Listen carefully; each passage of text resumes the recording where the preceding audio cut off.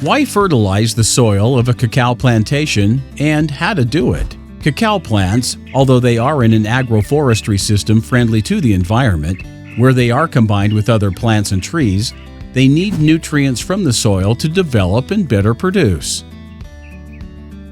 Now we must then give them the necessary nutrients through soil fertilization. In this case, when we talk about fertilization, we refer to the application of either chemical fertilizers or organic fertilizers. And we must consider that each productive year, we must maintain a balance between the inputs and outputs of nutrients from the soil, what is known as nutrient balance.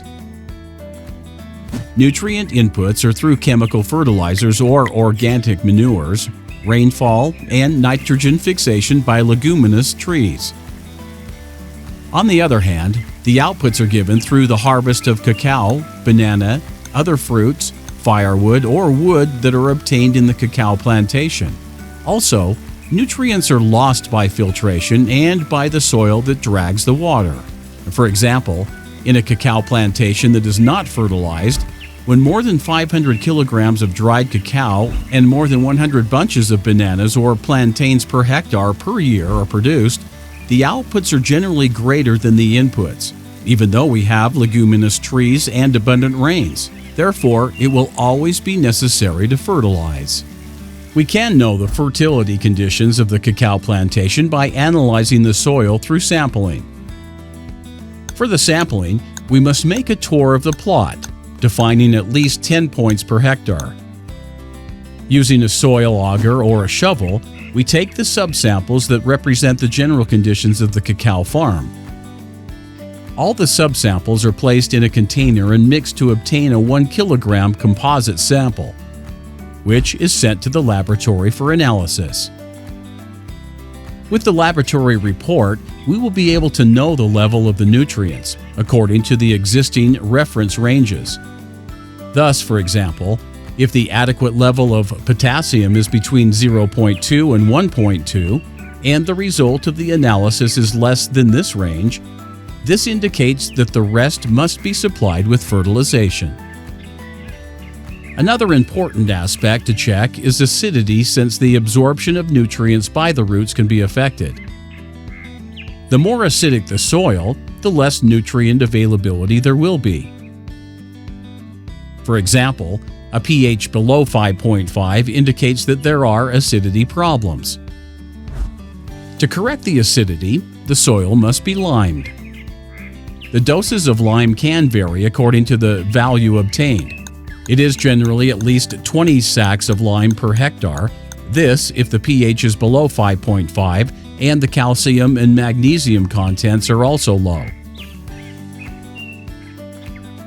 Once the acidity problems have been corrected, we must consider the nutrient requirements of the plants at each stage of cacao plantation development. A general recommendation that we can follow is to apply 5 grams of fertilizer per plant per month in the nursery stage, from a common formulated fertilizer. In growing plantations, we can apply 200 grams per plant per year, and in production plantations, between 300 and 500 grams per plant per year.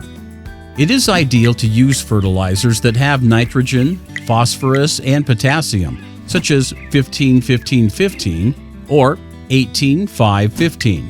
If organic fertilizers are to be used, then at least 2 kilograms should be applied per plant per year.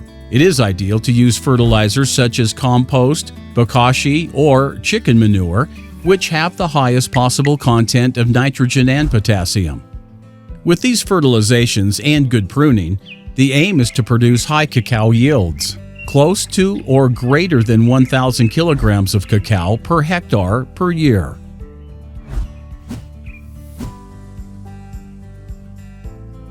Finally, we must consider the way and time to apply fertilizers to ensure their greatest benefits.